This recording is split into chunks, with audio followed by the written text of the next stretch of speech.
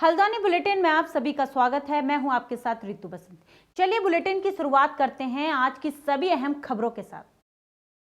आज हल्दी चौड़ के ग्रामीण ज्ञापन लेकर उप जिलाधिकारी कार्यालय पहुंचे, जहां ग्रामीणों का कहना था कि विकास प्राधिकरण अवैध रूप से ग्रामीणों को परेशान कर रहा है। उन्होंने कहा कि प्राधिकरण पुराने कार्यों पर भी लोगों को नोटिस भेज रहा है और मनमाने तरीके से लोगों को परेशान कर रहा है। इस पर ग्रामीणों ने उप जिलाधिकारी के माध्यम से गुहार लगाई है कि ग्रामीणों को प्राधिकरण के इस बर्बरतापूर्ण रवैये से निजात दिलाई जाए।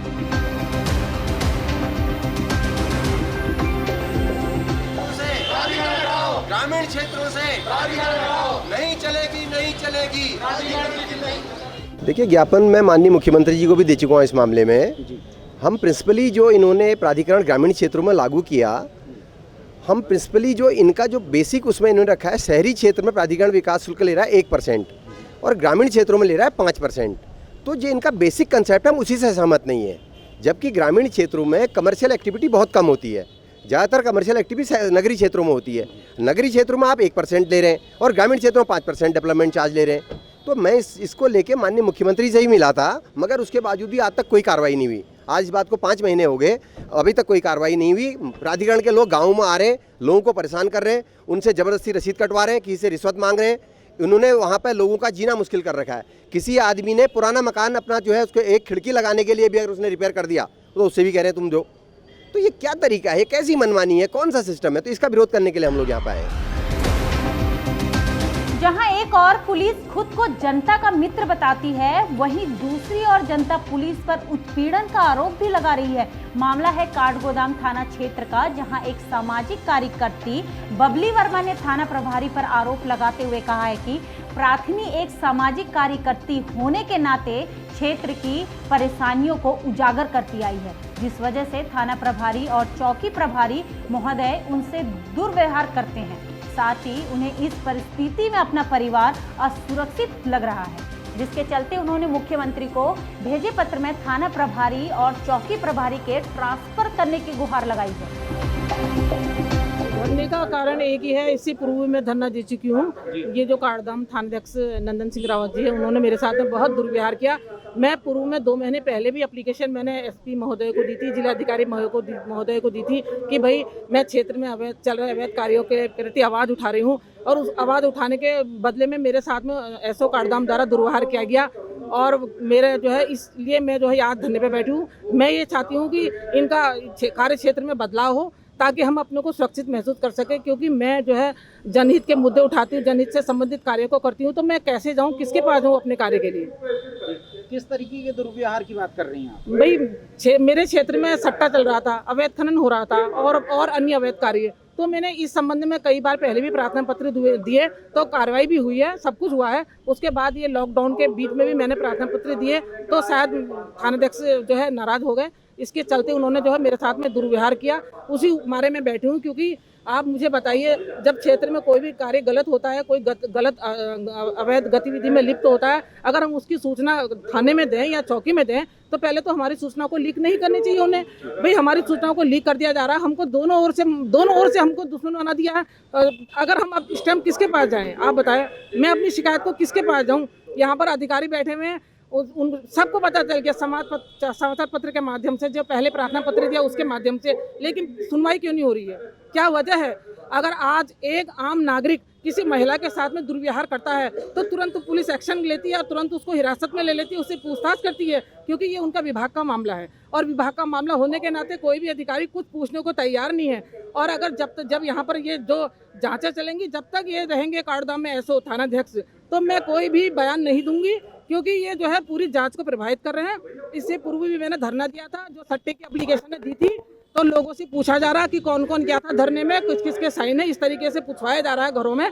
तो ये गलत बात है। मेरी बात हो चुकी, मैंने सीओ साहब को भी से भी बात हो चुकी। इससे पूर्व मैंने एसपी साहब को भी बात करी। जब इससे पूर्व भी मैं परेशान थी, आज से 2 महीने पहले मैं लेटर लेके आई हूँ। मैंने 2 महीने पहले जब मैं ये दे रही हूँ कि मुझे वो किसी षड्यंत्र का शिकार बना सकते हैं, तो मेरे खिलाफ बेनाम पत्र भेजा गया, तब जांच नहीं हुई। उसके बाद जो है फिर जो कहीं अवैध खनन पकड़ा गया, तो उसमें मेरा नाम लिख दिया गया। तो ये क्या है?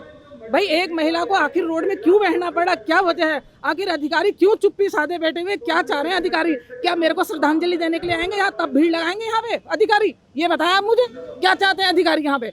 भाई एक तरफ से हमारे कप्तान मीटिंग कर रहे हैं कि महिला हिंसा रोको, महिला हिंसा रोको। कौन सी महिला हिंसा रोकना चाह रहे हैं भैया? मैं भी तो महिला हूँ, मेरे साथ भी हिंसा हुई है, मेरे साथ भी दुर्व्यवहार हुआ है, दुर्व्यवहार को भी हिंसा ही कहा जाएगा। तो क्यों नहीं रोक रहे हैं उसको? भाई उस दुर्व्यवहार को रोके मेरे साथ में।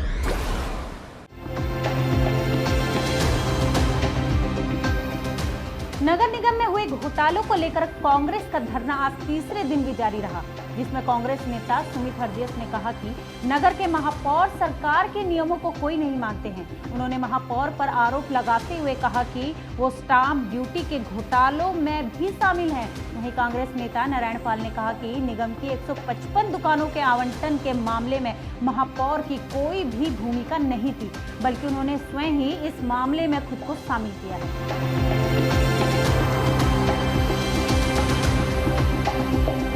नमस्कार, स्वागत है आपका न्यूज़ 31 उत्तराखंड में। और आज हम खड़े हैं हल्द्वानी के बुद्ध पार्क में, जहां कांग्रेस का अनिश्चितकालीन धरना चल रहा है। आज तीसरा दिन है धरने का।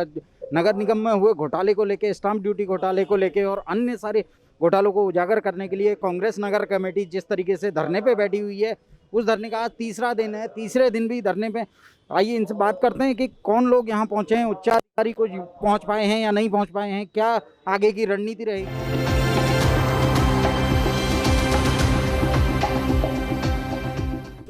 नहीं, देखिए, सारे कानून, क्योंकि इनकी सरकार है तो इनके लिए कानून लागू नहीं है, ये साफ प्रतीत हो रहा है।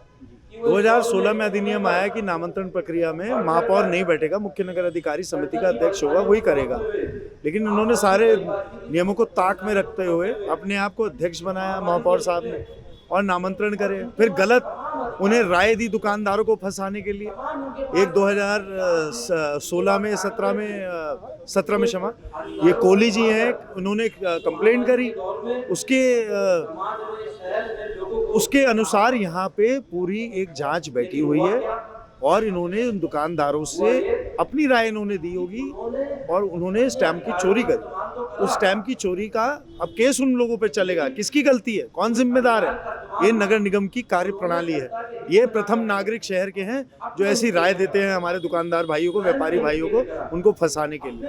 हाँ, देखिए, सुधांशु त्रिपाठी जी इसकी जांच कर रहे हैं। जो हमारे इसके स्टैम्प सब रजिस्ट्रार हैं वो इसकी जांच कर रहे हैं, और जांच जब पूरी हो जाएगी हम उनके पास भी जाएंगे। हमें उनसे एक ही बात कहनी है कि आप हमारे व्यापारी भाइयों की इसमें गलती नहीं निकाल सकते। उन्होंने वही करा जो निगम ने उनसे कहा, तो इसकी सारी जो जिम्मेदारी है वो निगम की है, महापौर साहब की और उन अधिकारियों की जो उसमें सम्मिलित है।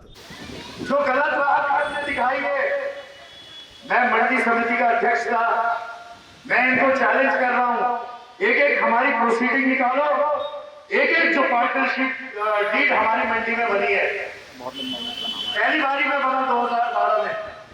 हमारे सचिव साहब, जितने भी सचिव रहे जैसे इनके मुख्य नगर अधिकारी, हमने उनसे पहली एक चीज बोली, चाहे हमारा सबसे खास व्यक्ति हो, चाहे हमारे घर का व्यक्ति हो, जो स्टैम्प की ड्यूटी होगी, जो कागजी कार्रवाई होगी, उसमें किसी प्रकार की कोई कमी नहीं हो, चाहे छोटे से छोटा काम हो।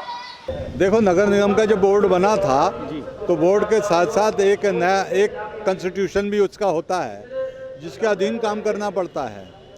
अब यह है कि जैसे दुकानों का अलॉटमेंट का मामला था, 155 दुकानों का जो मामला था, उसमें हमारा तो कोई विरोध नहीं है, हम तो दुकानदारों के साथ ही हैं। लेकिन जब कॉन्स्टिट्यूशन में नियमावली में ये था कि नगर निगम का जो आयुक्त होगा वो इसकी अध्यक्ष करेगा और उसके बाद विधि विधान से दुकानों का अलॉटमेंट होगा, तो स्टैम्प ड्यूटी की चोरी और मेयर ने खुद अध्यक्षता करके अपर मुख्य अधिकारी जो है उसके कलम से ये सब काम करा दिया।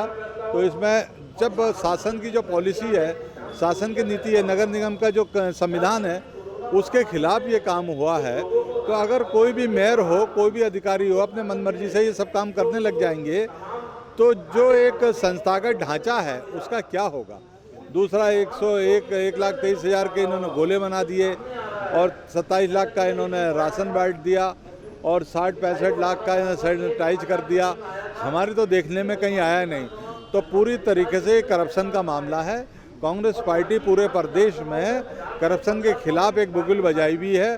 उसके वजह से हमारे प्रदेश अध्यक्ष हैं, हम हैं, तिलकराज बेहड़ हैं, अनुग्रह नारायण सिंह हैं, या जो हमारे जो बड़े बड़े नेता हैं उन पे सब पे मुकदमे भी दर्ज कर रहे हैं। तो ये अवमानना, सरकारी नियम कानून की अवमानना तो बीजेपी कर ही रही है, लेकिन यह है कि जो दमन कर रही है तो ये इसके खिलाफ ही यहाँ बैठे हैं और ये अनवरत ये धरना जारी है। आप लोग देखें कि अभी रेखा आर्या जी ने एक मत्स्य और पशुपालन विभाग को एक लेटर भेज दिया, उसमें 4 लोगों का अपॉइंटमेंट का मामला था। तो सेवायोजन कार्यालय का क्या होगा, एम्प्लॉयमेंट ऑफिस का क्या होगा? तो ये अवमानना कर रहे हैं और ये बिल्कुल कानून के और नियम के खिलाफ काम कर रहे हैं, इसलिए हम यहाँ पर बैठे हैं। नगर निगम का ऑफिस में 6-7 गोले बने हैं, इसके अलावा कहाँ गोले बन गए, 2-2, 4-4 कहीं बन गए होंगे।